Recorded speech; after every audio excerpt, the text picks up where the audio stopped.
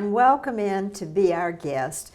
And you have probably seen him before, but we are honored to have one of our favorite people, and that is Mike Jordan with Alabama Power. And he is, I don't even know how to describe him, the best of the best. And he keeps us all straight, gives us information that we all need this time of year because it's getting ready to get hot. It is. And everything is more expensive, and no wonder electricity is, because it just goes right along with everything else.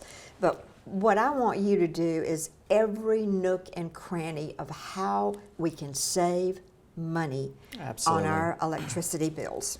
Well, first of all, thank you. You're welcome. It's fantastic to be here, and you're always too kind to invite us on. But so things do cost more, and electricity is not an exception to that. And there's a lot of things that go into why the electricity costs more. A lot of it is the fuel sources that we have to use. So electricity costs more, but the message that I'd like to deliver, there's a lot of ways that customers can save money without having to spend a lot of money to save that money. Right. So we'll talk about some of those, and then I'll sort of break them up into buckets. Okay. The first bucket are things that people can do that cost no dollars. They're just, I call them observations.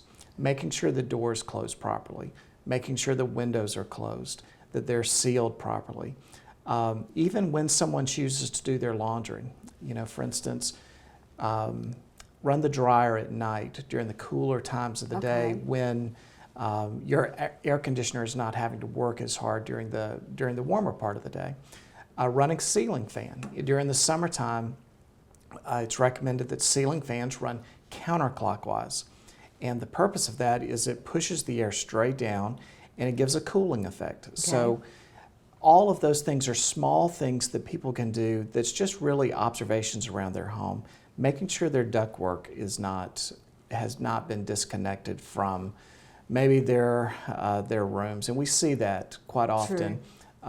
In fact, one of the examples that I use, and I think I've used here before, we got a call from a customer, and they had, after Christmas, they had put all of their decorations away. Well, they had pushed everything in the attic, and what had occurred is they had pushed the ductwork away from the trunk, so the air conditioning was all falling into the attic rather than into the room. Again, simple fix, but had they just not made that simple observation, that would have been a costly ongoing error. There's a lot of things that cost very little money. Caulking, for instance, where if there is a crack around the window, just sealing the crack. Same with the doors. Replacing air filters. We recommend replacing the air filter for your HVAC unit once every 3 months. That helps keep your system running more efficiently. And then there's obviously some things that might cost a little bit more, but they might have longer savings, such as if an appliance needs to be replaced. Purchasing an energy-saving, Energy Star rated appliance, and make sure that the customer gets the most energy-efficient appliance they can get once they're having to replace. Is there, I was going to ask you, but what appliances in our home use the most electricity?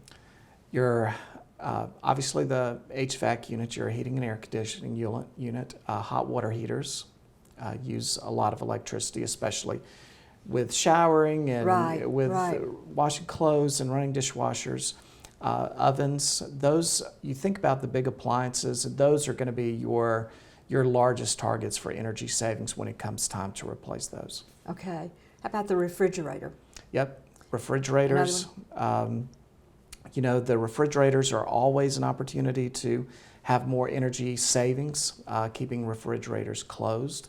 And we'll talk about, even during storm season, you'll hear us say, don't open the refrigerator because you want to keep that cool air in. So there are even some small things that people can do to make those systems more efficient. So when running your washing machine, there's no reason why, unless it has to be hot, you couldn't do a cold wash.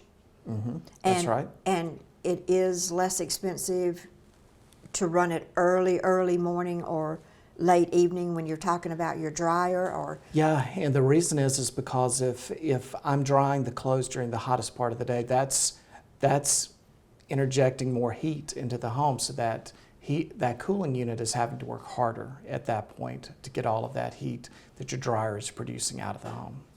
and another thing, a lot of people, you just don't even stop and think about these myriad things that you can do to save money. Right. Like your dishwasher, for instance. Right. You know, if you can hand wash your dishes, if just a couple of, two of you or whatever, Sure. that's a big savings Well, too. and we talk about how cool the home should be. What's the ideal? So everybody's ideal is different, right? So my cool might not be your cool, but we recommend 78 degrees as sort of a baseline. Now that might not be comfortable for everybody. It might be totally. True. So once that comfort level is found, though, our recommendation is to find it and leave it. Okay. So when I'm running it up to 85 degrees, now I'm running it down to 65 degrees to find, and the unit is having to work a lot harder to find that comfort zone. Gotcha. There are some things that are on the market now, smart thermostats, programmable, where it learns someone. So if I'm away from home at work, that thermostat learns that, you know, maybe I can bump it up to 82 degrees. And then when I'm getting home at 5, the thermostat learns that, hey, now it needs to be 78 degrees. Okay, great advice. Folks, pay attention. It'll save you money, and thank you for helping us to save Absolutely. money, Mike. And we'll have you back next week on Yes. something else. Thank you. And thank you for being with us.